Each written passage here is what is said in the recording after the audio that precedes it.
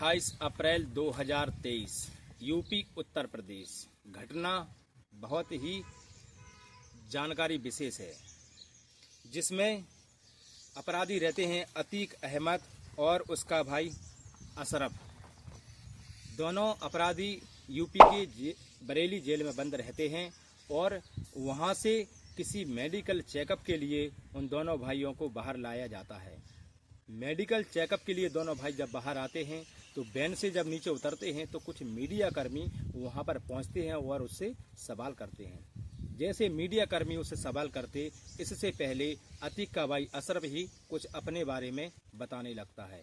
वो एक ऐसा राज बताता है जो कि उस समय काफ़ी प्रचलित रहा है। उसने बताया कि मुझे जान से मारने की धमकी दी गई है, जो कि उत्तर प्रदेश के पुलिस में से एक बड़ा अधिकारी है, जिसने कहा है कि तुम दोनों भाइयों को कुछ समय किसी कारण से जेल से बाहर ले जाया जाएगा और तुम दोनों की हत्या कर दी जाएगी। इसी को लेकर मैंने, अतीक का भाई अशरफ बोलता है कि इसी को लेकर मैंने एक खत लिखा है, जो कि मेरी हत्या होने के बाद चीफ जस्टिस और माननीय मुख्यमंत्री जी के पास भेज दिया जाएगा। नमस्कार, कैसे हैं आप सभी लोग? आशा करता हूं आप सभी लोग अच्छे होंगे। स्वागत है आपका आपकी कहानी मेरे YouTube चैनल पर।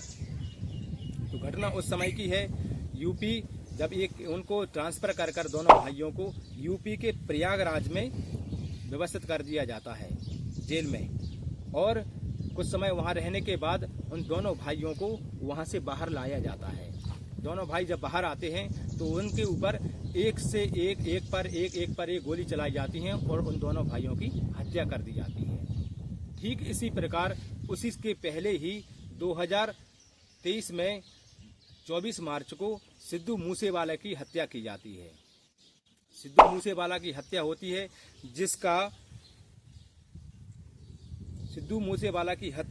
जिसका राजू पाल एक मुख्य गवाह रहता है। राजू पाल मुख्य गवाह रहता है और उसका भाई रहता है उमेश पाल, जो भी उस सिद्धू मूसेवाला हत्याकांड का एक मुख्य गवाह रहता है। कुछ समय व्यतीत होता है तो राजू पाल की भी हत्या हो जाती है और उमेश पाल की भी हत्या हो जाती है। ठीक सिलसिला आगे चला और ये सिलसिला आगे चलते ही देखा जाता है कि आप सोच रहे हो कि मैं घटना आपको किस लिए सुना रहा हूँ। ये घटना मैं इसलिए सुना रहा हूँ क्योंकि जो पिस्टल अतीक और अशरफ को मारने के लिए यूज की गई थी, वही पिस्टल सिद्धू मूसेवाला को मारने के लिए उपयोग किया गया था।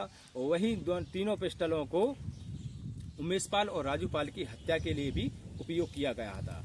जो कि कहते हैं जिगाना नाम की एक पिस्टल होती है, जो कि सऊदी अरबिया में जिसका निर्माण होता है, जो कि इंडिया में बनाई नहीं जाती है। तो शंका के तौर पर एक बड़ा विषय होता है, जो कि विचारणीय और सोचनीय है। इसी को चलते काफी जांच का विषय बन जाता है और वहां पर SIT की एक टीम गठित होती है और इस मामले की जांच में लग जाती है। जांच इसकी चलती रही है और अभी भी चल रही है। देखा जाता है कि वो पिस्टल जिगाना जो पिस्टल है वो सऊदी अरेबिया में बनाई जाती है, उसको पाकिस्तान भेजा गया और पाकिस्तान से उसको हिंदुस्तान के पंजाब में भेजा गया और पंजाब से फिर वो यूपी आई। यूपी आकर फिर उसके जरिए, तीनों पिस्टलों के जरिए एक से एक हमला किए जाते हैं, जिसमें सिद्धू मूसेवाला, अतीक अहमद और उसका भाई अशरफ, राजू पाल और उमेश पाल, तीनों की, सभी लोगों की हत्या की जाती है। इन हत्या करने वाले 3 नाम होते हैं, जिनका नाम रहता है लवलेश तिवारी, मोहित और अरुण, जो कि रहने वाले उत्तर प्रदेश के हैं। अब कुछ समय ये चर्चा चलती रही और इस विषय को यूपी के SIT की टीम ने ले लिया है अपने हाथों में और बखूबी इस तरीके से इसकी जांच पड़ताल चल रही है। कहने का मेरा एक उद्देश्य है कि आखिरकार उस नाम को उजागर क्यों नहीं किया जा रहा है। क्या वो पत्र, उसकी हत्या होने के बाद आज करीब 506 मंत्र होने जा रहे हैं। उन दोनों अतीक और अशरफ की दोनों की हत्या हो चुकी है। 6 मंत्र बीतने के बाद भी क्या वो पत्र चीफ जस्टिस के पास पहुंचा है या नहीं पहुंचा है? क्या वो मुख्यमंत्री आवास पर पहुंचा है या नहीं पहुंचा है?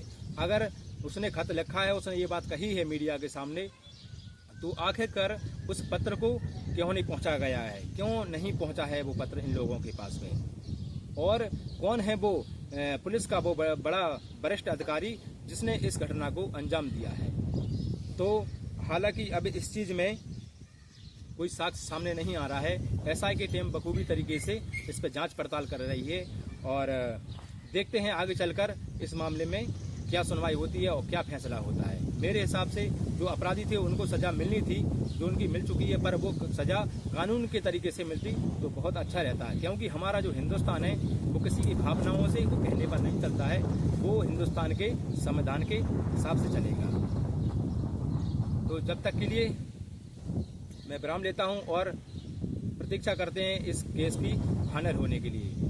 तो इस घटना को सुनाने का मेरा एक ही उद्देश्य है दोस्तों, आप सचेत रहें, सावधान रहें, सतर्क रहें और अपने परिवार का ख्याल रखें। जब तक के लिए जय हिंद, वंदे मातरम।